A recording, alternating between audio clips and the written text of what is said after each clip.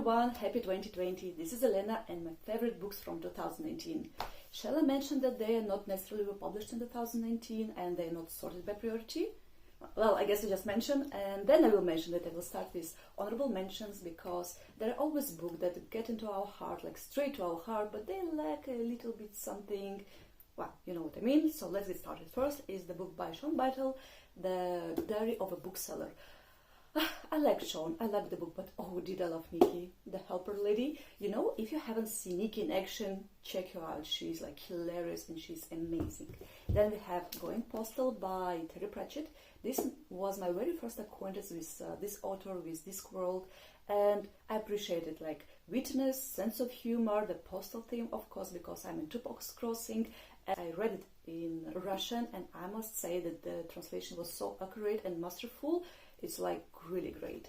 Then we have a book by Hungarian author Magda Szabo and the book Door. It was translated from Hungarian to English, and what English! What a language it is! You know, it's like most delightful English I ever seen in the book. And Lendrig, the translator, he actually got the prize. This one, I don't know how to pronounce this. Wentfeld, whatever, Oxford Wentfeld translation prize. So he got for this translation, which is no wonder. And the last, there are two books. So it's actually The Murderous Ape and The Legend of Sally Jones. It was total cover buy, but I got on a gripping adventurous trip around the world with a monkey, and it was absolutely beautifully illustrated by the author to boot. And I don't know, it's just not possible not to fall in love like with this.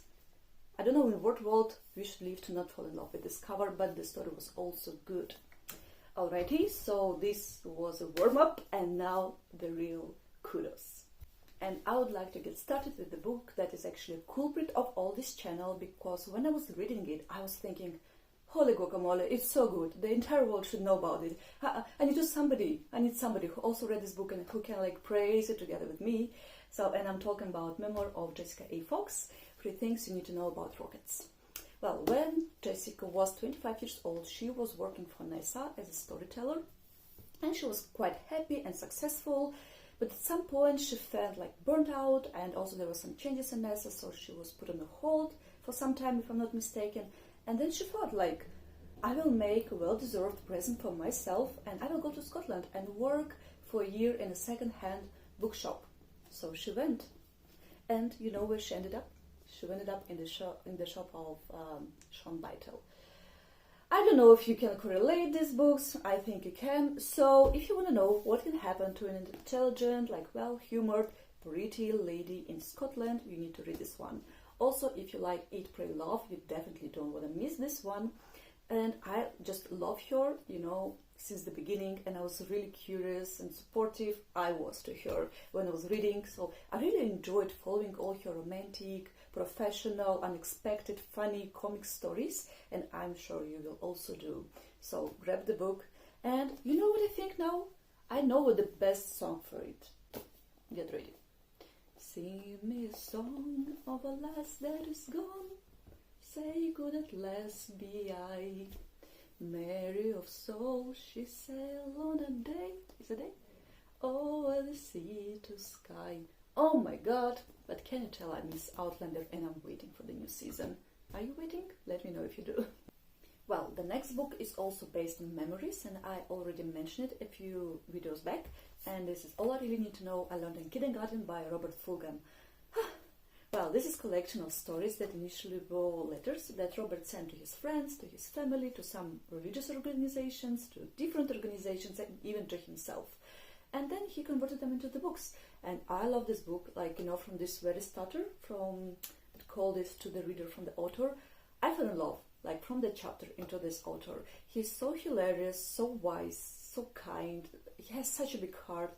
And he's constantly trying to restore our faith in humanity. So he will tell you how the Indian guy can be the best dancer in the club, how Russians and politicians are not what we actually read about them in newspapers, how I told like mushrooms can be the most important thing in our lives. You just need to read this book because it's absolutely amazing. And you know, he says it's uncommon thoughts on common things, and I totally agree. I'm saying that it's looking on common things from an uncommon angle. So if I could have a dinner with anyone in this planet yet alive, this definitely would be him, for sure. And the next book that I also loved, like From the Frost to the Last Word, and that has like really special place in my heart, even though it's just so tiny teeny. It's All My Friends Are Superheroes by Andrew Kaufman. I also talked about this book a few videos before, but let me remind you that this is a story of Tom who got invisible on the day of his wedding, and everyone can see him except for his wife-to-be, and he's thinking back on their relationship and trying to think what can be the thing that can break this spell, this curse. The funny thing that only Tom and just a few more characters have a real human name, and the rest are named after their traits. So, for example, his like beloved wife to be, she's a perfectionist, and his besties is Amphibian. The ex-boyfriend of his bride is Hypno from Hypnotist. And so there is like a cool gallery of fun people, and if you stop to think, you can actually find a bigger world that would like explain you or me or one of your friends. And even if our names got forgotten, but if we speak about this trait, we will be remembered. So this is so hilarious book. It's a perfect ending, because as we know, sometimes the start is so great and we keep our fingers crossed for the ending to be great, and this ending was just perfect. I guess this is a perfect book for everyone. If you love to read, you don't love to read, you will just enjoy this story. It's like 100 million stars that I would give to this book. Well, speaking of Toms, let's talk about Tom Hanks and The Terminal. If you love this movie, you will definitely love the next book, which is A Gentleman in Moscow by Amor Towles. This book tells us a story of a Russian count, Alexander Rostov, who is sentenced to house arrest. In his case, it's like hotel arrest, because of his poem that is allegedly like against working class in Russia. And you need to think that it's like Russia 1920s when the Bolsheviks ruled the country, and if you don't know how crazy those folks were, grab the book, because they were like mad and nuts. Me not like them at all, but alright. So one more important thing, that if he stepped out of the hotel, he will be shot. So this book about how the person can win, and how his optimism, dignity, like how actually man can win his circumstances. I really love this book. And sometimes you might think that he's too lucky, he's too optimistic. You're right, but I look at this as a composition, as a collection of all the lucks that could happen to the people in that time period. And I also would like to mention that Bill Gates also recommended this book. So what are you waiting for?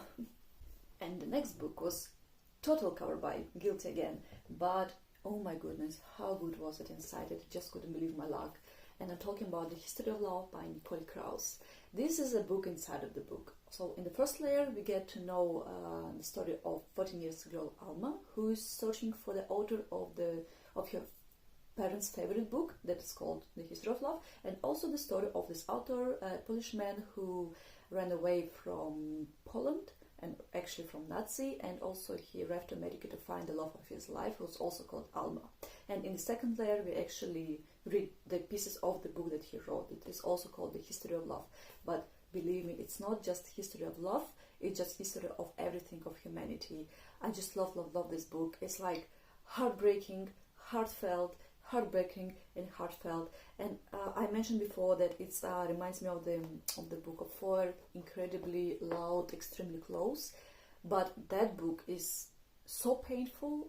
I read it once and I will never have a courage to reread it. And this one I will happily reread. It's just so good. It's just so good. I still can't believe it. Like inside, it's even better than outside.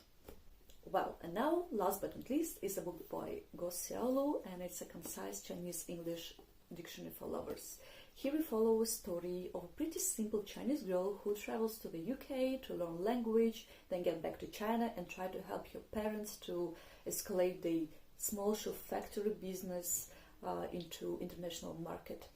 And we will learn about her life through the new world that she learned. So each chapter is a world that she discovers, and it will be like pretty interesting journey. And she will make pretty simple questions to people, and they will give pretty obvious answer for us Western cultured people answers. But from her perspective, you will see that the answer is not that logical and absolute at all. And of course there is a love line in here, but I wouldn't say that it's a main theme of this book. I guess it's more about any relationship that involves different cultures and also first travel experience. So I absolutely love this book, and I think more people need to know about this actually. And I just love it. I read it back in April, but back then I knew after reading it just for one day that it will be the book that will stay for me for a long, long time, and I wasn't wrong. Well, these are my fellows that I love so much that whenever I go, whenever I move, this definitely will relocate with me. This is how I define my favorites, is the book that I will drag with me to any country in the world. And this is a book that I wish I have written, and also the book that defined me as a reader. I wonder if you have read any of this, and if you did, what did you find of them, or of it, if it's just one? So let me know. Have the coziest winter, have a joyful time with your books, and I'll see you soon, I hope. Bye!